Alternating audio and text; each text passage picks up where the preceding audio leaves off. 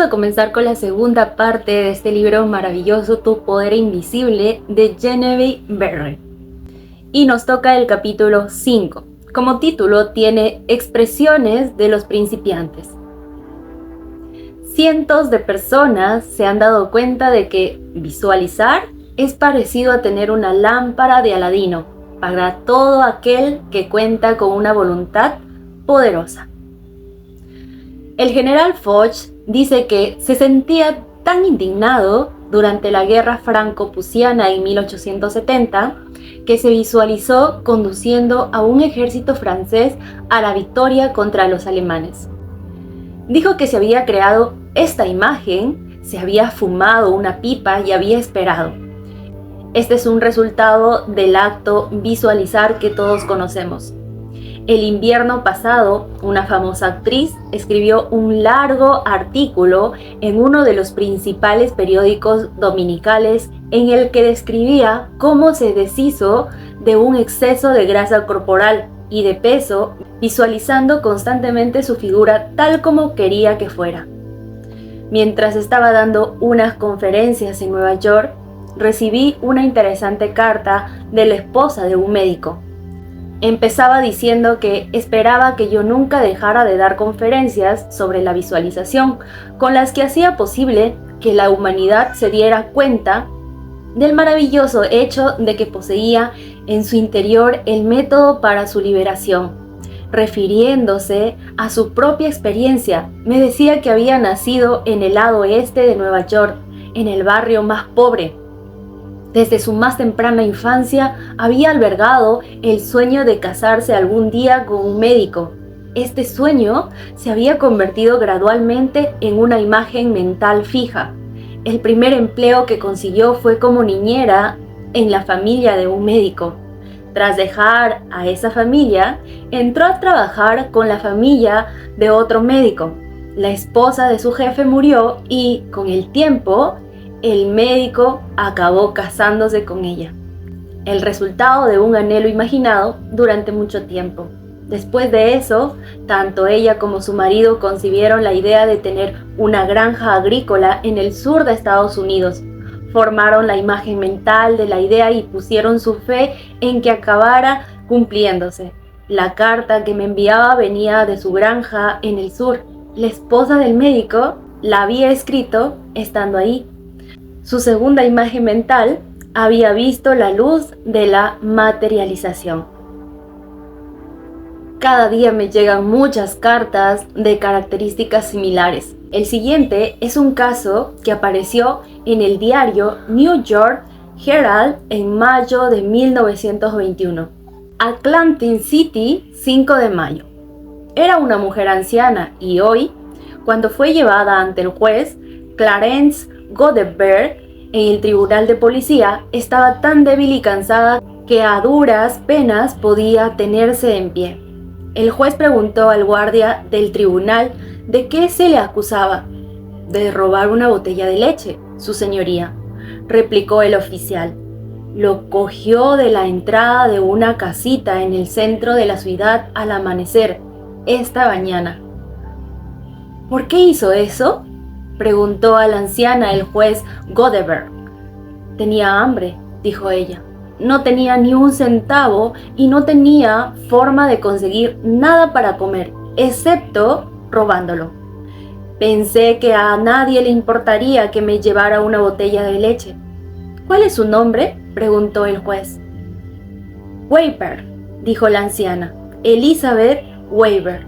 El juez Godebert le hizo algunas preguntas sobre su persona y luego dijo: Bueno, ahora no es usted muy rica, pero ya no es pobre. Llevo meses buscándola. Tengo $500 que le pertenecen, de la herencia de un familiar suyo. Yo soy el albacea del testamento. El juez Godebert pagó la multa de la mujer de su propio bolsillo y luego la llevó a su oficina, donde le entregó su herencia y envió a un policía a que le encontrara un sitio donde hospedarse. Más tarde me enteré de que esta mujer menuda había estado deseando, imaginando mentalmente $500. al tiempo que ignoraba cómo podían llegar a ella, pero mantuvo su visión y la fortaleció con su fe. En un número reciente de la revista Good Housekeeping había un artículo escrito por Addison Bruce titulado Fortalecer sus agallas mentales. Es sumamente instructivo y beneficiaría a cualquiera que lo leyera. En una parte dice: el hábito de dedicar unos momentos cada día a pensar en su trabajo a lo grande de una forma amplia e imaginativa es una necesidad vital para usted y un servicio útil para la sociedad. Huntington, el gran magnate ferroviario, antes de empezar a construir la vía que había de costa a costa, dijo que había tomado cientos de viajes a lo largo de la línea antes de que la vía estuviera construida. Dice que se sentaba durante horas con un mapa de los Estados Unidos delante de él y viajaba mentalmente de costa a costa, exactamente como lo hacemos ahora en su imagen mental realizada. Podría llamar tu atención con cientos de casos similares.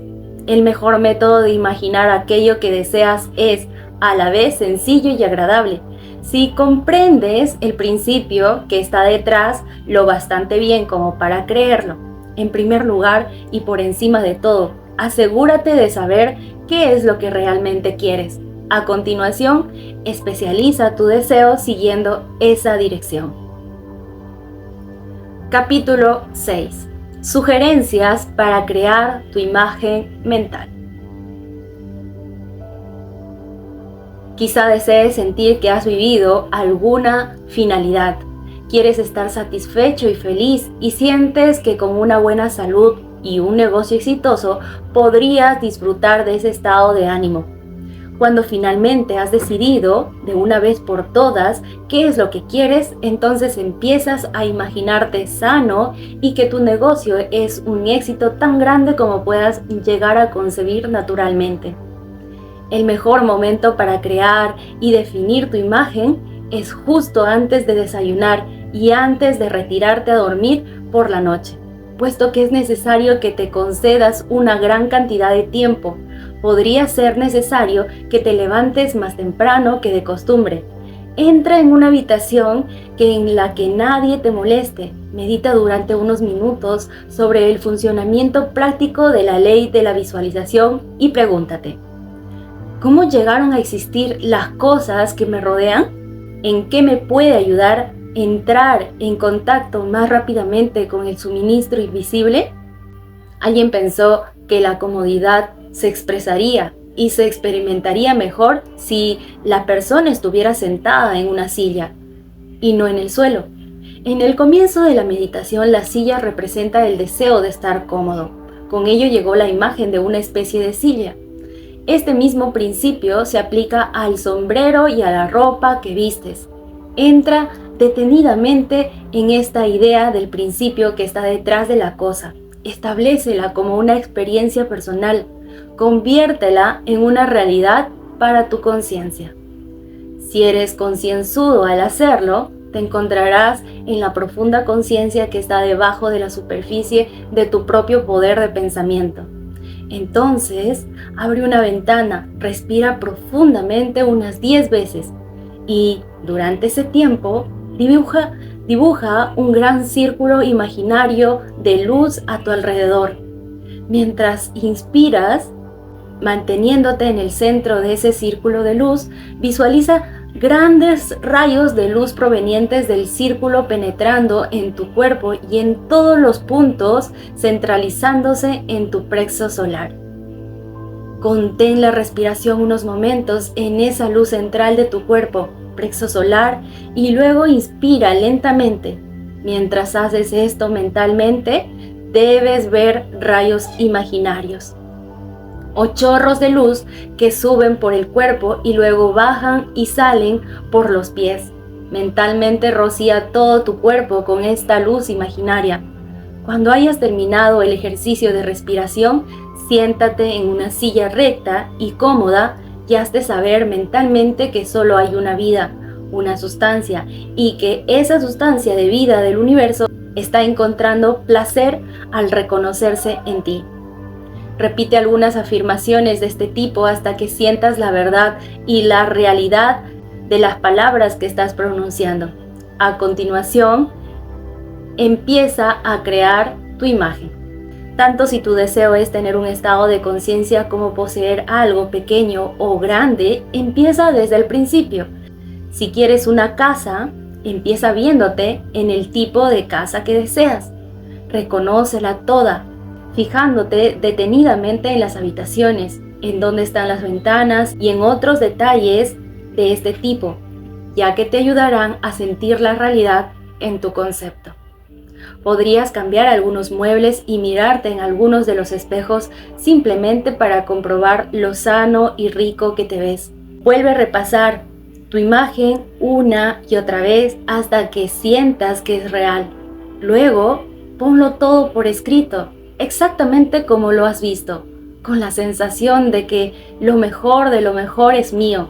No hay ningún límite para mí, porque mi mente es un centro de operación divina. Y tu imagen se hará realidad con la misma certeza con que en tu mundo físico el sol brillará. Capítulo 7. Las cosas que hay que recordar. Al usar el poder de tu pensamiento para la producción de nuevas circunstancias, considera los siguientes puntos. Número 1.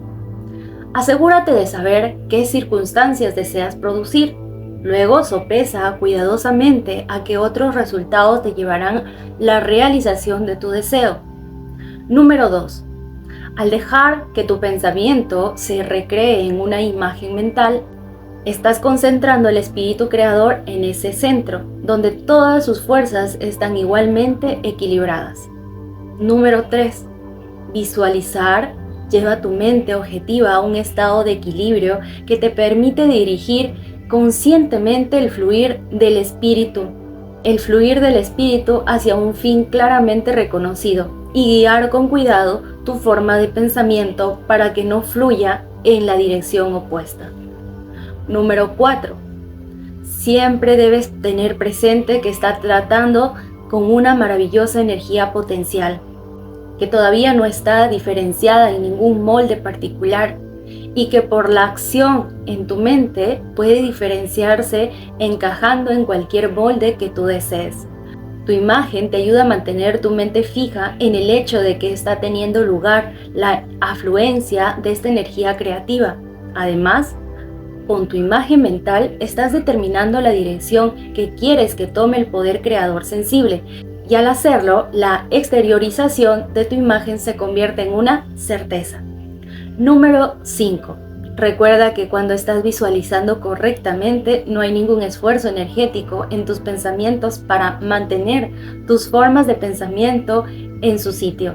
El esfuerzo energético acaba con tu finalidad y sugiere la conciencia de una fuerza adversa contra la que hay que luchar, y esto crea condiciones adversas para tu imagen. Número 6. Al mantener tu imagen con un estado de ánimo alegre, dejas fuera todos los pensamientos que dispersarían el núcleo espiritual de la misma, puesto que la ley es creativa en su acción. Tu deseo imaginado se realizará con certeza. Número 7. La séptima e importante cuestión que debes recordar al visualizar es que estás creando una imagen mental con la finalidad de determinar la cualidad que le estás dando a la sustancia y a la energía anteriormente indiferenciadas, y no organizando las circunstancias específicas para su manifestación. Esa es tarea del propio poder creador. Él construirá sus propias formas de expresión con bastante naturalidad, si tú se lo permites, y te ahorrará un montón de ansiedad innecesaria. Lo que realmente quieres es una expansión en cierta dirección, ya sea de salud, riqueza o cualquier otra cosa, y mientras la consigas, sin duda, lo harás si mantienes tu imagen con confianza. ¿Qué importa si llega a través de un canal con el que creías que podías contar o a través de algún otro canal cuya existencia desconocías del todo? Estás concentrando energía de un determinado tipo para una finalidad particular. Ten esto en mente y deja que los detalles específicos se ocupen de sí mismos y jamás menciones tu intención a nadie. Recuerda siempre que la naturaleza, desde su superficie claramente visible hasta sus más misteriosas profundidades, es un inmenso almacén de luz y de bien totalmente dedicados a su uso individual. Tu unidad consciente con el gran todo es el secreto del éxito, y cuando hayas comprendido esto, podrán disfrutar de la posesión de la totalidad o una parte de ella a voluntad, porque mediante tu reconocimiento la has hecho tuya y puedes hacerlo cada vez más. Jamás olvides que todas las cosas físicas, tanto si están a tu alrededor como si están en tu contra, fueron un pensamiento sostenido antes de convertirse en cosas. El pensamiento como pensamiento no es ni bueno ni malo, es acción creativa y siempre adopta una forma física. Por lo tanto, los pensamientos en los que insistes se convierten en cosas que posees o no posees. Capítulo 8. ¿Por qué me dediqué a estudiar la ciencia mental? A menudo me han preguntado por los motivos por los que empecé a estudiar la ciencia mental y acerca de los resultados de mi búsqueda, no solo en cuanto al conocimiento de los principios, sino también a la aplicación de dichos conocimientos en el desarrollo de mi propia vida y experiencia. Estas preguntas son justificables porque alguien que intenta realizar el papel de mensajero y enseñar las verdades psicológicas solo puede ser efectivo y convincente si él o ella las ha probado en el laboratorio de la experiencia mental. Esto se aplica especialmente a mi caso, pues fui la única alumna de Thomas Troward, el más grande maestro de la ciencia mental de la actualidad, cuyas enseñanzas se basan en la relación entre la mente individual y la mente creativa universal, que es la dadora de vida, y la forma en que esa relación puede ser invocada para asegurar la expansión y una expresión más plena en la vida individual. Lo que me impulsó inicialmente a estudiar la ciencia mental fue una abrumadora sensación de soledad. A toda mi vida llegaban experiencias de aislamiento espiritual, como las que en ella época predominan en mi vida. A pesar del hecho de que cada día me encontraba con amigos, rodeada de regocijo y alegría, tenía la persistente sensación de que estaba sola en el mundo. Había enviudado 3 años atrás y había estado viajando de país en país, buscando la serenidad de ánimo. Las circunstancias y el entorno de mi vida eran tales que mis amigos me consideraban una joven usualmente afortunada, aunque conocían que había sufrido una gran pérdida cuando mi marido murió. Sabían que me había dejado en una buena situación económica, libre para ir a cualquier lugar cuando quisiera y con muchos amigos. Sin embargo, si mis amigos hubieran podido penetrar en mis emociones más íntimas, habrían encontrado un profundo sentimiento de vacío y aislamiento. Ese sentimiento estimuló en mí un espíritu inquieto que me impulsó cada vez más a una infructuosa búsqueda en el exterior de algo que más tarde comprendí que solo podía obtenerse en el interior. Estudié la ciencia cristiana, pero no me proporcionó ningún consuelo, aunque me di cuenta plenamente del gran trabajo que estaban realizando los científicos e incluso tuve el placer y el privilegio de conocer a la señora Eddy personalmente. Pero me resultaba imposible aceptar las enseñanzas fundamentales de la ciencia cristiana y hacer una aplicación práctica de ellas.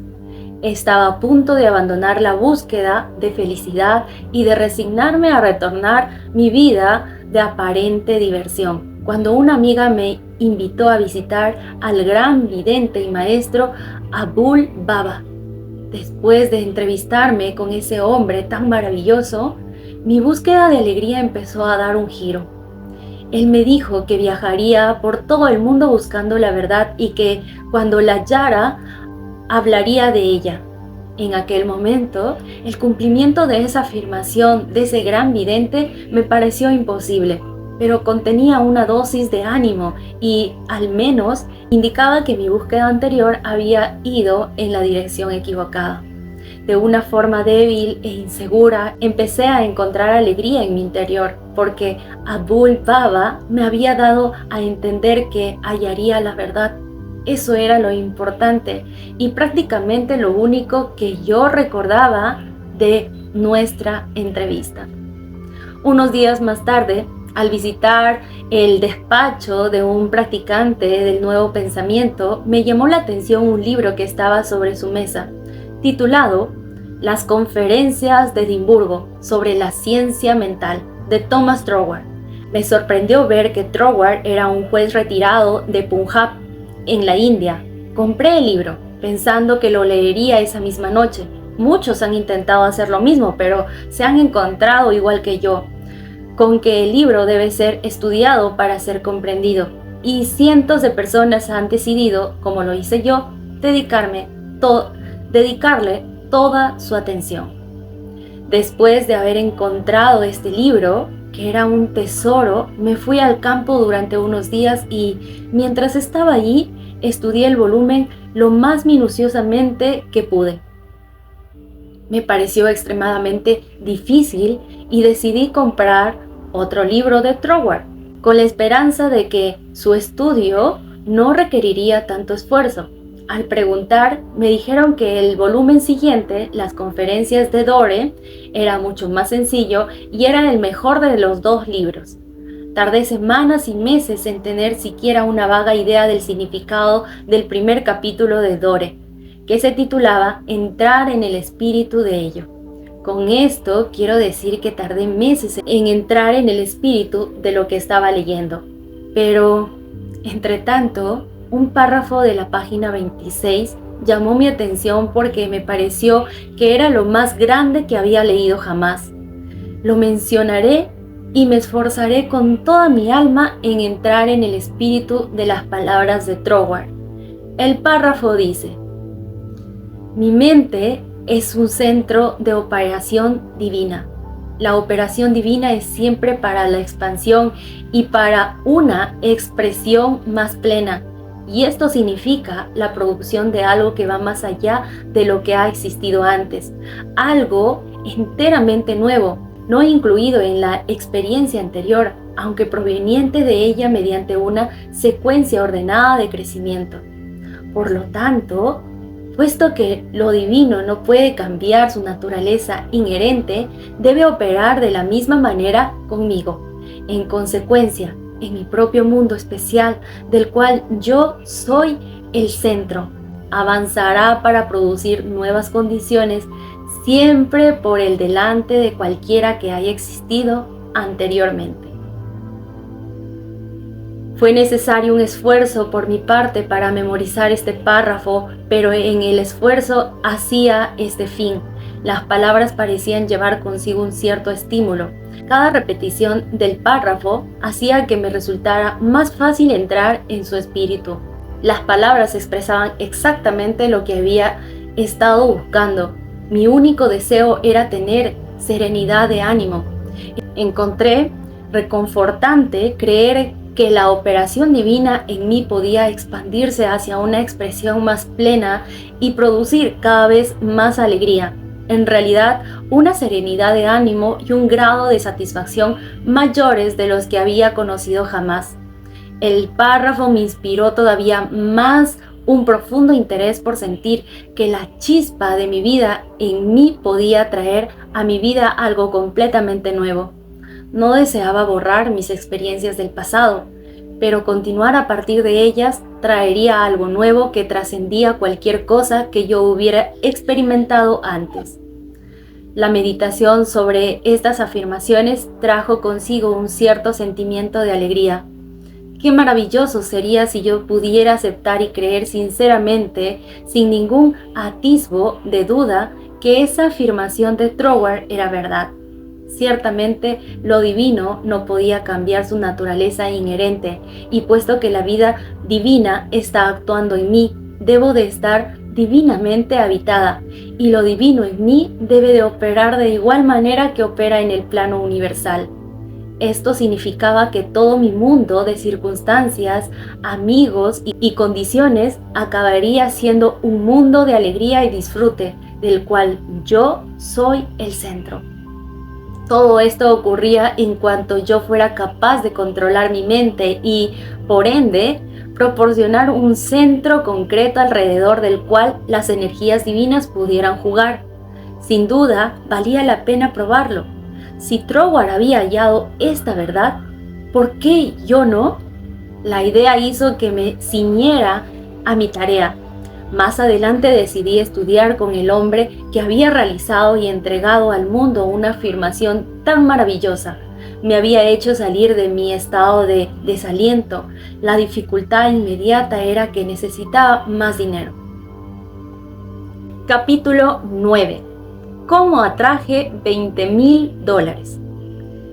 En el laboratorio de experiencias en el que mi recién revelada relación con la operación divina debía ser probada, el primer problema fue económico. Mis ingresos eran los que habían sido estipulados, los cuales eran suficientes para cubrir mis necesidades diarias, pero no parecían ser suficientes para permitirme viajar cómodamente a Inglaterra, donde vivía Troward, y quedarme ahí durante un periodo indefinido para estudiar con un maestro tan grande como debía de ser él. De modo que, antes de averiguar si Troward aceptaba alumnos o, en caso de que lo hiciera, si yo cumplía con los requisitos, empecé a utilizar el párrafo que había memorizado. Todos los días, de hecho, prácticamente a todas horas, las palabras estaban en mi mente. Mi mente es un centro de operación divina, y operación divina significa expansión hacia algo mejor de lo que ha existido antes. En el libro dedicado a las conferencias de Edimburgo había leído algo sobre la ley de atracción y en el capítulo de causas y condiciones había obtenido una vaga idea de lo que era visualizar. De modo que cada noche antes de irme a dormir creaba una imagen mental de los $20,000 que deseaba. Cada noche en mi dormitorio contaba 20 billetes de $1,000 y luego, con la idea de impresionar mi mente de una forma más estática con el hecho de que esos 20,000 eran para ir a Inglaterra y estudiar con Troward, escribía lo que imaginaba. Me veía comprando un billete para el buque de vapor, caminando de aquí para allá en la cubierta del barco que va de Nueva York a Londres. Y por último, me veía siendo aceptada como alumna de Troward. Este proceso se repetía cada mañana y cada noche, siempre grabando más y más plenamente en mi mente la afirmación de Troward que había memorizado. Mi mente es un centro de operación divina. Me esforzaba por mantener esta afirmación en la parte posterior de mi conciencia todo el tiempo sin tener en la mente ningún pensamiento sobre cómo podría conseguir el dinero. Probablemente la razón por la cual no había ningún pensamiento sobre los caminos por los que el dinero podría llegar a mí era porque no podía imaginar de dónde podrían venir los $20,000. De modo que simplemente mantuve mi pensamiento firme y dejé que el poder de atracción encontrara sus propios caminos y medios. Un día, mientras estaba caminando por la calle haciendo mis ejercicios de respiración profunda, me vino un pensamiento. Mi mente es, sin duda, un centro de operación divina. Dios llena todo el espacio, entonces Dios debe estar también en mi mente. Si quiero este dinero para estudiar con Troward, para poder conocer la verdad de la vida, entonces tanto el dinero como la verdad deben ser míos, aunque todavía no soy capaz de sentir o ver las manifestaciones físicas de ninguna de las dos cosas. Declaré, deben ser míos. Mientras tenían lugar esas reflexiones en mi mente, un pensamiento pareció venir de mi interior. Yo soy toda la sustancia que existe. Luego, de otro canal de mi cerebro pareció que venía la respuesta. Por supuesto que es así. todo debe tener su inicio en la mente. El yo, la idea, debe ser la sustancia única y original que existe, y eso significa dinero, así como todo lo demás. Mi mente aceptó esa idea e inmediatamente toda la tensión de la mente y el cuerpo desapareció. Tenía una sensación de absoluta certeza de estar en contacto con todo el poder que la vida tiene para dar. Todo pensamiento sobre el dinero, sobre el maestro o incluso sobre mi propia personalidad se desvaneció en la gran corriente de alegría que recorrió todo mi ser. Seguí caminando mientras ese sentimiento de alegría iba aumentando constantemente y expandiéndose hasta que todo lo que me rodeaba pareció brillar con una luz resplandeciente. Cada persona junto a la que pasaba estaba tan iluminada como yo. Toda conciencia de la personalidad había desaparecido y en su lugar llegó esa estupenda y casi abrumadora sensación de alegría y satisfacción. Aquella noche, cuando desarrollé mi imagen de los $20,000, fue como un aspecto completamente distinto. En las ocasiones anteriores, mientras creaba mi imagen mental, había sentido que estaba despertando algo en mí. Esta vez no hubo ninguna sensación de esfuerzo. Simplemente conté los $20,000. Luego, de una forma totalmente inesperada, proveniente de una fuente de la que yo no era consciente en esos momentos, pareció abrirse un posible camino por el que el dinero podía llegar a mí. Al principio me costó un gran esfuerzo no emocionarme.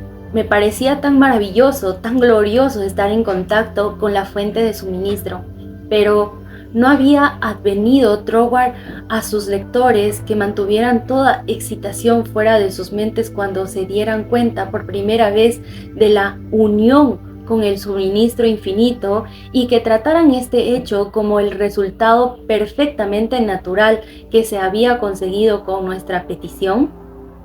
Esto me resultaba todavía más difícil de mantener el pensamiento de que yo soy toda la sustancia que existe. Yo, idea, soy el principio de toda forma, visible o invisible. En cuanto se presentaba una circunstancia que indicaba la dirección por la cual podrían aparecer los $20,000, yo no solo hacía un esfuerzo supremo por contemplar con calma la dirección indicada como el primer brote de la semilla que había sembrado en lo absoluto, sino que no dejaba piedra por mover para seguir esa dirección cumpliendo con mi parte. Como lo hacía, una circunstancia parecía llevar naturalmente a otra, hasta que, paso a paso, conseguí mis deseados $20,000. Mi mayor esfuerzo fue mantener mi mente equilibrada y libre de excitación. El primer fruto concreto de mi estudio de la ciencia mental, tal como se explicaba en el libro de Troward, había llegado porque yo había seguido minuciosamente los métodos que él describía. En esta explicación, por lo tanto, el mejor regalo que puedo ofrecer al lector es citar el libro de Troward, las conferencias de Edimburgo sobre ciencia mental, del cual se puede obtener una idea completa de la línea de acción que yo estaba esforzándome por seguir. En el capítulo sobre causas y condiciones dice: para obtener buenos resultados, debemos entender correctamente nuestra relación con el gran poder impersonal que estamos utilizando. Es inteligente y nosotros somos inteligentes, y las dos inteligencias deben cooperar. No debemos actuar irracionalmente ante la ley, esperando que haga por nosotros lo que solo puede hacer a través de nosotros. Por lo tanto, debemos usar nuestra inteligencia con el conocimiento de que está actuando como instrumento de una inteligencia mayor y, puesto que tenemos este conocimiento, podemos y debemos cesar toda ansiedad con respecto al resultado final. En la práctica debemos primero formarnos el concepto ideal de nuestro objeto, con la intención clara de grabarlo en la mente universal. Este es el pensamiento que hace que ese tipo de pensamiento salga de la región de las meras quimeras casuales y luego afirmar que nuestro conocimiento de la ley es motivo suficiente para tener la serena explicativa de obtener el resultado correspondiente y que, por lo tanto, todas las condiciones necesarias se nos presentarán en el orden debido. Entonces, podemos dedicarnos a los asuntos de nuestra vida diaria con la tranquila seguridad de que las condiciones iniciales ya están ahí o pronto estarán a la vista. Si no las vemos inmediatamente, debemos estar contentos con el conocimiento de que el prototipo espiritual ya existe y esperar a que empiece a aparecer alguna circunstancia que apunte en la dirección deseada. Podría tratarse de una circunstancia muy poco importante, pero es la dirección y no la magnitud lo que debemos tener en cuenta.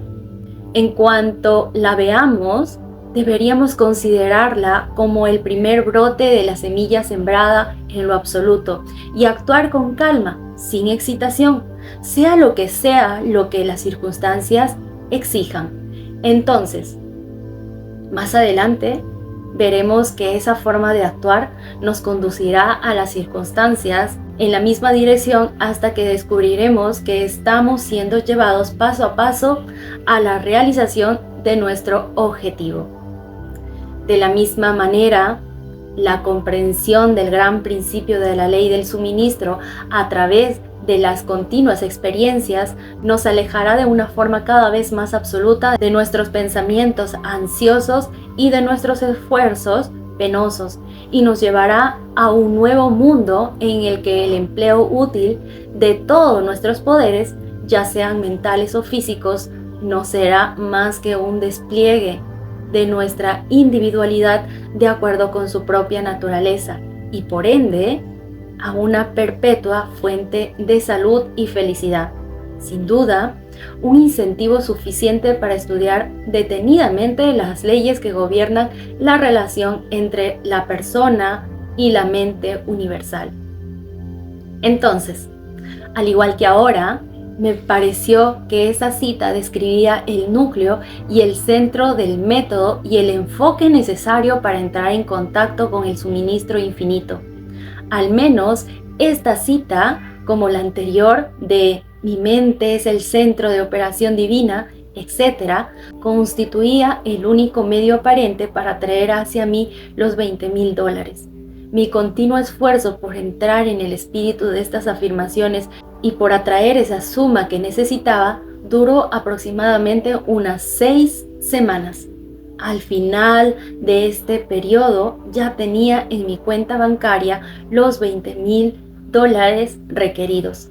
Podría convertir esto en una larga historia, dando todos los detalles, pero los hechos, tal como los he narrado, te darán una idea clara de la condición magnética de mi mente mientras los $20,000 encontraban su camino para llegar hacia mí. Y vamos a terminar con el capítulo 10, que nos dice: ¿Cómo me convertí en la única alumna personal del más grande científico mental de la actualidad? En cuanto tuve la idea de estudiar con Troward, le pedí a un amigo mío que le escribiera de mi parte, porque sentía que quizás él podría expresar mi mejor deseo o hacerlo en términos más persuasivos de lo que yo podría emplear. Ninguna de las cartas escritas por mi amigo recibió ni una sola respuesta. Eso fue tan desalentador que podría haber renunciado del todo a la idea de convertirme en alumna de Troward. Pero me lo impedía la experiencia que había tenido aquel día en la calle, cuando todo mi mundo se iluminó y recordé la promesa: todas las cosas que deseáis, creed que ya lo habéis recibido y las recibiréis. Teniendo presente esta experiencia, organicé mi viaje a Inglaterra, a pesar del hecho de que aparentemente mis cartas habían sido ignoradas. Sin embargo, volvimos a escribir y finalmente recibimos una respuesta muy formal, pero sumamente positiva. Troward no aceptaba alumnos, no tenía tiempo para dedicar a un alumno. A pesar de esta decisión definitiva, me negué a desanimarme. gracias al recuerdo del día en el que vinieron a mí la luz y el pensamiento de yo soy toda la sustancia que existe.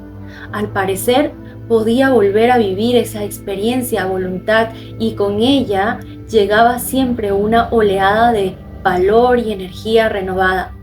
Viajamos a Londres y desde allí telegrafiamos a Troward pidiéndole una entrevista. El telegrama fue respondido inmediatamente y él fijaba la fecha en la que podía recibirnos. En aquella época, Troward estaba viviendo en Ruan Manor, un pequeño lugar perdido en el sur de Inglaterra, a unos 32 kilómetros de la estación del ferrocarril. No pudimos encontrarlo en el mapa y, con grandes dificultades, la Crook Touring Agency de Londres localizó el lugar para nosotros. Había muy pocas dudas en mi mente sobre lo que Troward me diría durante la entrevista. Siempre había mantenido la sensación de que la verdad era mía y de que crecería y se expandiría en mi conciencia hasta que la paz y el contento fueran manifestaciones externas, así como internas de mi vida individual. Llegamos a la casa durante una tormenta tremenda y fuimos cordialmente recibidos por el propio Troward, el cual, para mi sorpresa, parecía más un francés que un inglés. Posteriormente me enteré de que era descendiente de los hugonotes. Era un hombre de estatura mediana, con una cabeza bastante grande, una gran nariz y unos ojos que danzaban limpiamente con alegría. Cuando nos hubo presentado a todos los demás miembros de la familia y después de darnos una taza de té caliente, fuimos invitados a la sala de estar, donde Troward nos habló muy libremente de todo, excepto de mi propuesta de estudios. Parecía prácticamente imposible llevarlo hacia ese tema. No obstante, justo antes de partir le pregunté atrevidamente: ¿por qué no considera su decisión de aceptar una alumna personal? Tengo tantos deseos de estudiar con usted.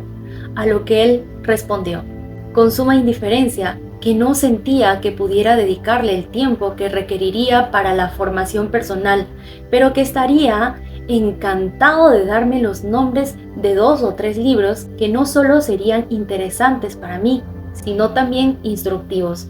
Dijo que se sentía muy halagado y complacido por el hecho de que yo hubiera venido desde los Estados Unidos para estudiar con él, y al salir, mientras caminábamos por el jardín de su casa hasta el coche, se comportó de una forma muy menos indiferente.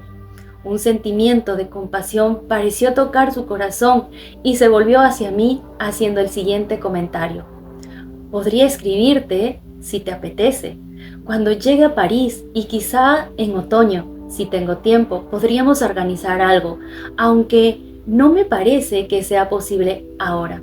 No perdí el tiempo ante su amable invitación a escribirle. Todas mis cartas fueron respondidas rápida y educadamente, pero jamás hubo ni una palabra de ánimo respecto a mi propuesta de estudios. Finalmente, unos 2 meses más tarde llegó una carta que contenía la pregunta: ¿cuál cree que es el significado de este versículo en el capítulo 21 del Apocalipsis? Y esta es la cita: la ciudad es un cuadrado, y su longitud es igual que su anchura. Midió la ciudad con la medida 2.220 kilómetros. Su longitud y su anchura y su altura son iguales. Instintivamente supe que mi oportunidad de estudiar con Troward dependía de que le diera la respuesta correcta a esta pregunta. La definición del versículo parecía estar absolutamente fuera de mi alcance. Como es natural, a mi mente llegaban respuestas, pero no sabía intuitivamente que ninguna era la correcta. Abogados, médicos, curas, monjas y clérigos de todo el mundo recibieron cartas mías que contenían esta pregunta. Más tarde empezaron a llegarme las respuestas, pero la intuición me decía que ninguna era la correcta. Entretanto, me esforzaba por encontrar la respuesta yo sola, pero no parecía encontrar ninguna. Memoricé el verso con la finalidad de meditar sobre él. Inicié la búsqueda en París en los textos de Troward que había recomendado y después de 2 o 3 días buscando, cruzamos el río Sena hasta Lié de Cite para visitar algunas librerías antiguas que allí había. Los libros estaban agotados y aquellos eran los mejores lugares para encontrarlos. Finalmente nos topamos con una tienda pequeña que los tenía. Eran los únicos ejemplares que tenía el hombre y, en consecuencia, su precio era elevado. Mientras me quejaba con el dependiente de ir a ver a ese hombre, la amiga que me había acompañado en mi búsqueda de libros puso reparos e intentó por todos los medios disuadirme de ir a ver al famoso astrólogo, pero insistí y ella me acompañó. Cuando llegamos a su despacho, me pareció un tanto embarazoso pedirle que me leyera mi horóscopo.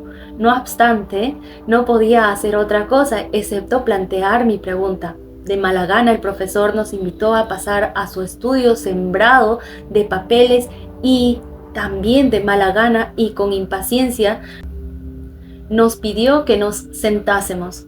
Muy educada y fríamente me dijo que él no leía horóscopos. Todo su ademán decía más claramente que las palabras que deseaba que nos fuésemos. Mi amiga se puso de pie. Yo no sabía qué otra cosa hacer porque sentía que todavía no estaba preparada para marcharme. La intuición parecía decirme que podía sacar algún provecho de allí. No podía definir exactamente qué era, de modo que, para disgusto de mi amiga, me quedé callado durante unos momentos cuando, de repente, uno de los enormes gatos persas del profesor saltó a mi regazo. «¡Bájate, Jack!», gritó el profesor. Parecía preguntarse, ¿qué significa esto? Entonces, con un interés mayor del que había mostrado en mí hasta el momento, dijo con una sonrisa, «Nunca antes había visto a este gato acercarse a un extraño. Madame, mi gato aboga por usted. Ahora yo también siento un interés por su horóscopo, así que si me da la fecha, tendré el placer de ponérselo por escrito para usted».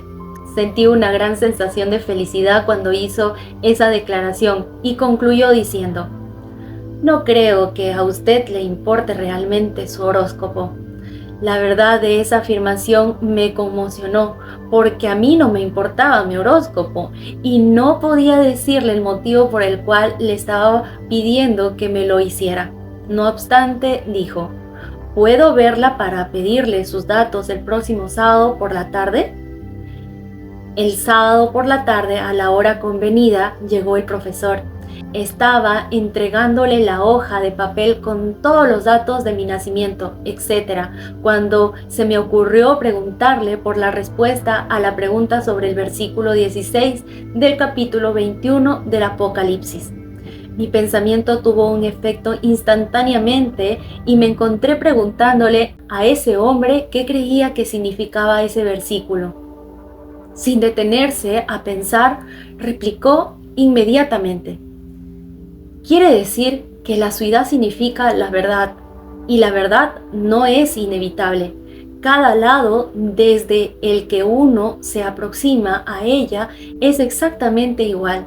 Intuitivamente y sin dudarlo reconocí esa respuesta como la verdadera, si mi alegría fuera ilimitada, porque estuve segura de que al poseer esa respuesta correcta, Troward me aceptaría como discípula en otoño. Cuando el gran astrólogo se estaba marchando, le conté todo sobre mi deseo de estudiar con Troward, que había venido desde Nueva York expresamente con ese propósito, aparentemente en vano hasta que él me había dado la respuesta a esa pregunta, que era una prueba. Se mostró muy interesado y me hizo varias preguntas sobre Troward. Cuando le pedí que por favor me enviara la cuenta, replicó sonriente, «Hágame saber si el gran Troward la acepta como su discípula», y me dio las buenas tardes. Acudí apresuradamente a mi habitación para enviarle un telegrama a Troward dándole la respuesta a la pregunta sobre el versículo 16 del capítulo 21 del Apocalipsis. Recibí una respuesta inmediata de Troward que decía, Su respuesta es correcta. Estoy iniciando un curso de conferencias sobre la Gran Pirámide en Londres. Si desea asistir a ellas y si más adelante todavía quiere estudiar conmigo, creo que podemos organizarlo. Al recibir esta respuesta, inmediatamente hice los preparativos para viajar de París a Londres. Asistí a todas las conferencias y recibí una gran instrucción de ellas, y poco después empezamos con los preparativos para que yo pudiera estudiar con Trower. 2 días antes de marcharme a Cornualles, recibí la siguiente carta de Trower indicando claramente la línea de estudios que me daba. Y esta es la carta que le envió Trower. Acá nos dice 8 de noviembre de 1912, Inglaterra. Querida señora Berry, creo que es mejor que le escriba unas líneas sobre su propuesta de estudiar conmigo, ya que lamentaría muchísimo que hubiese entendido algo erróneamente y por ende sufriera una decepción. Llevo varios años estudiando el tema y tengo un conocimiento general de las principales características de la mayoría de las materias que, desafortunadamente, ocupan la atención en muchos círculos actualmente, como la teosofía, el tarot, la cábala y otros del estilo, y no dudo en decir que, a mi juicio, todos los tipos y las descripciones de los llamados estudios ocultos son directamente opuestos a la verdad real, dadora de vida, y por lo tanto usted no debe esperar que mis enseñanzas vayan por esos senderos. Actualmente oímos hablar mucho de la iniciación, pero créame, cuanto más intente usted convertirse en una iniciada, más dejará usted de vivir la vida. Hablo tras varios años de cuidadosos estudios y reflexión cuando digo que la Biblia y su revelación de Cristo es lo único que realmente vale la pena estudiar. Ese es un tema lo suficientemente extenso en toda conciencia, pues abarca nuestra vida externa y nuestros asuntos cotidianos, y también las fuentes internas de nuestra vida y todo lo que en términos generales podemos concebir de la vida en lo invisible, después de desprendernos del cuerpo al morir. Usted ha expresado un alto grado de confianza en mis enseñanzas, y si su confianza es tal que, como dice, desea ponerse completamente bajo mi orientación, no puedo más que aceptarlo como una responsabilidad muy seria, y tendré que pedirle que muestre esa confianza al negarse a examinar los así llamados misterios, pues ahora le prohíbo que lo haga. Estoy hablando desde la experiencia, pero el resultado será que muchas de mis enseñanzas parecerán ser muy simples, quizá en alguna medida dogmáticas, y usted dirá que ya había oído gran parte de ellas antes. La fe en Dios, la oración y la adoración acercan al Padre a través de Cristo. Todo ello, en cierto sentido, le resultará familiar, y lo único que puedo esperar hacer es quizás arrojar un poco más de luz sobre esos temas para que puedan ser para usted no meramente palabras tradicionales, sino también realidades vivientes.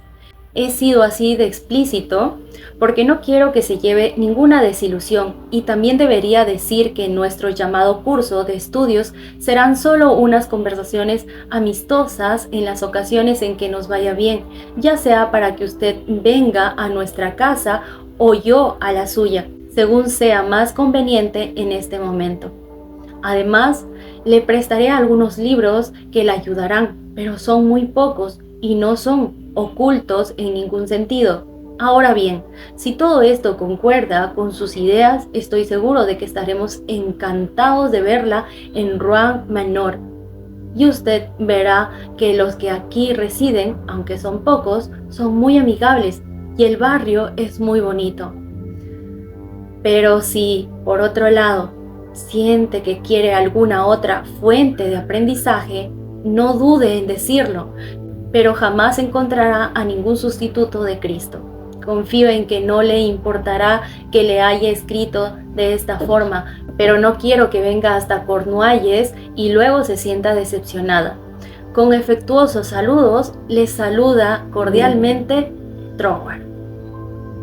A mi modo de ver, esta copia de carta de Troward es lo más magnífico que pudo darme. Con esto terminamos la segunda parte de este libro. Y como nos dice, nosotros podemos materializar de acuerdo a nuestra conciencia, de acuerdo a lo que nosotros querramos, pero también el no olvidar para qué lo queremos. Porque ella pudo, en la historia donde ella nos cuenta de que pudo materializar los $20,000, ella tenía un fin para ello. Y lo imaginó tan vívidamente que pudo lograrlo. Y algo allí que tengo que resaltar, como dice, tú tienes que tener la certeza, pero no tienes que dejarte llevar por los cómo ni los cuándos. Cuando nos dejamos llevar por los cómo y los cuándos, estamos dejando o estamos queriendo como persuadir o indicarle a Dios por dónde queremos que llegue. Y eso es uno de los errores que cometemos mayormente al manifestar. Y algo maravilloso que se haya plasmado ella, no solamente el querer dinero, sino el poder definir qué quiere hacer con ese dinero. Y fue a estudiar con uno de los más grandes, que no solamente en el tema de manifestación, sino en ir al tema de espiritualidad. Cuando ella cuenta de la historia de Troward, nos dice que cuando le vio por primera vez fue un hombre que resaltaba paz, alegría. Y eso es lo que le iba a enseñar en sus clases, porque no solamente se trata en materializar cosas, sino también en reconocer que tenemos a un Cristo, que tenemos acá la energía dentro de nosotros y que nosotros somos la expresión divina. Listo. Entonces, si te gustó esta lectura, regálame un me gusta y nos vemos en la siguiente parte.